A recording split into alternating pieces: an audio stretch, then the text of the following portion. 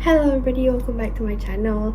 I'm Shadalia, for those who might not know. So my background might seem a bit different because I usually film there in front of my bookshelf, but because I just got done with class and I'm just so lazy to set up the lighting and stuff, so I'm now on my study desk. So I will be reviewing the book that I'll be reviewing today here. So yeah, so the book that I'll be talking about today is this amazing book. It's called Two Can Keep a Secret by Karen and McManus. Yeah. So I recently just bought this book, and it's a murder mystery book.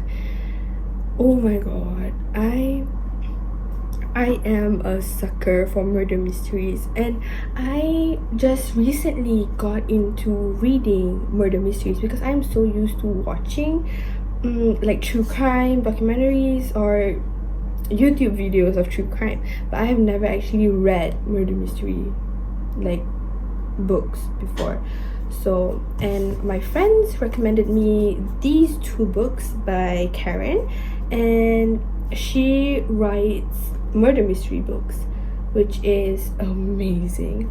I recently read this one, which is One of Us Is Lying. Apparently this is the first book. It's not a series, but like this is the most how do you say it, like she wrote this book first before she wrote this one. So yeah, I read this one and I did not like it as much as I did with this one, because this one is not as I wouldn't say it wasn't as vile, but it wasn't as serious. I mean, it was still serious, but I feel like this one is more in depth, and it's more like, oh my god, like, you know, it got my suspense. Like it really captivated me and intrigues me, and I feel like, oh my god, I really want to know more. But with this book, I loved it, but it didn't really got my attention as much as this one did. So yeah, so today I'll be talking about this book, which is Two Can Keep a Secret. So what it is about, it's about this girl named Ellery. She has a twin named Ezra, and they both moved back to Echo Ridge, which is their mother's hometown.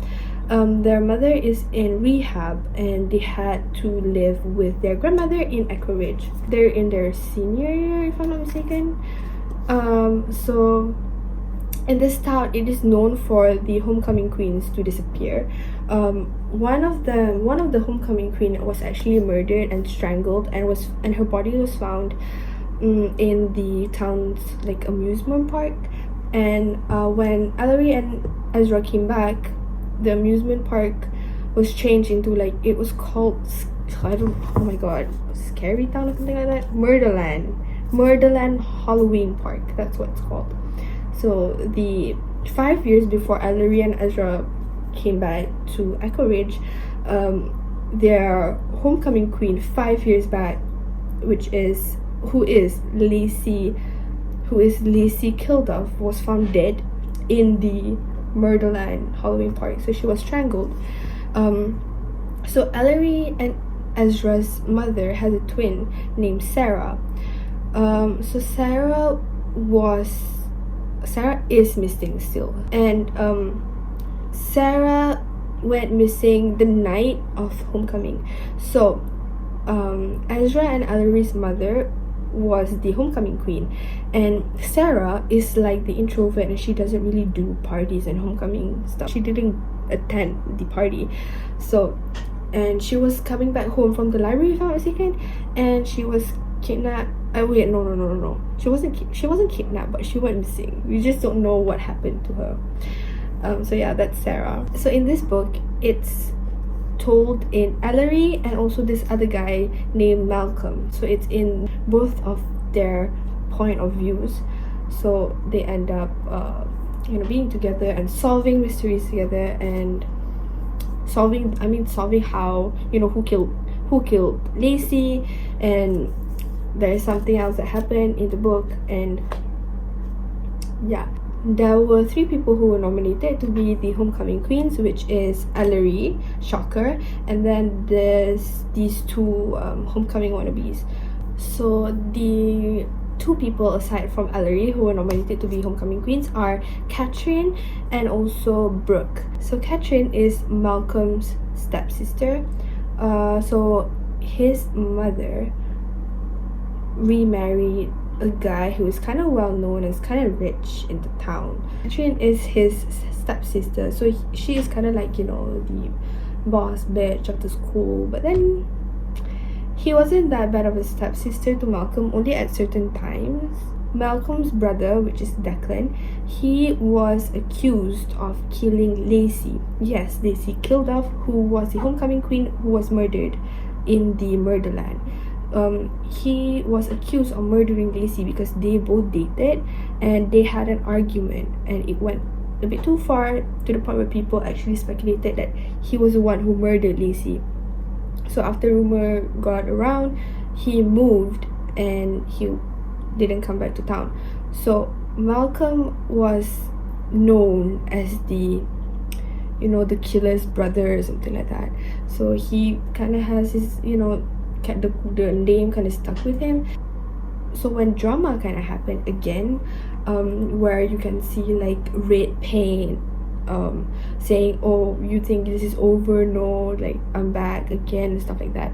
Honestly, this book reminds me so much of Pretty Little Liars. If you have watched the show, you might know what I mean, because you know how A would like leave messages, and you know, it will just give you the chills and it would make you like, oh my god, like the killer is back or something like that. So yeah, it gave me the same vibe from when I used to watch PLL.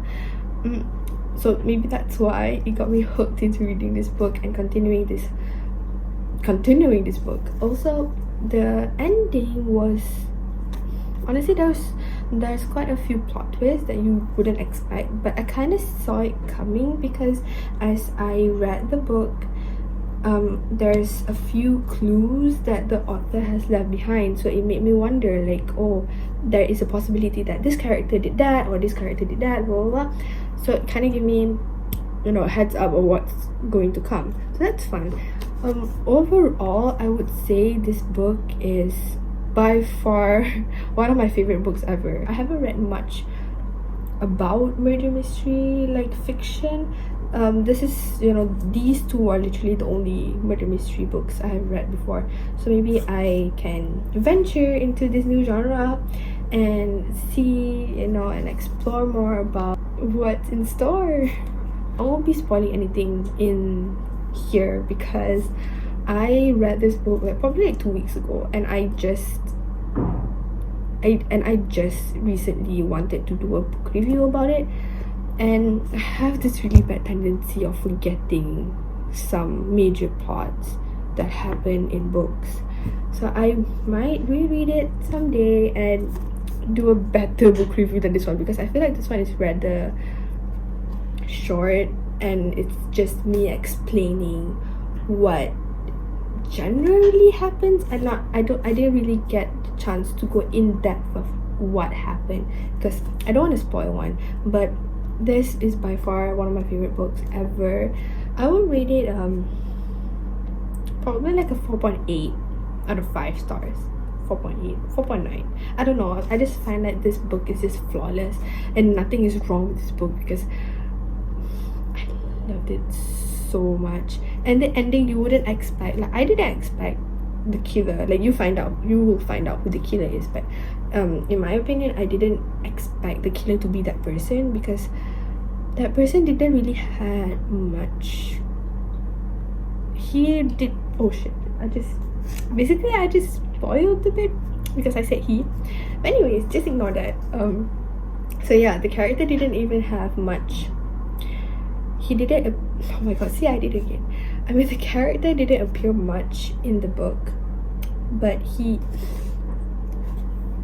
the character is kind of one of the major characters as well, because how do I say it without spoiling it? You know what, I'm not gonna say anymore, you just have to read this. For me, it's scary, not scary, but more like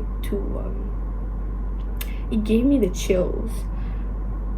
It's not scary, but like, yeah, it gave me the chills. So if you're like me, I wouldn't recommend you reading this at night. I would recommend you reading in broad daylight and with people around you, so that's fine. It's not, I mean, if I were to rate the scariness of the book, I would say, oh my god, like I said, I feel like scary is not the word to describe it.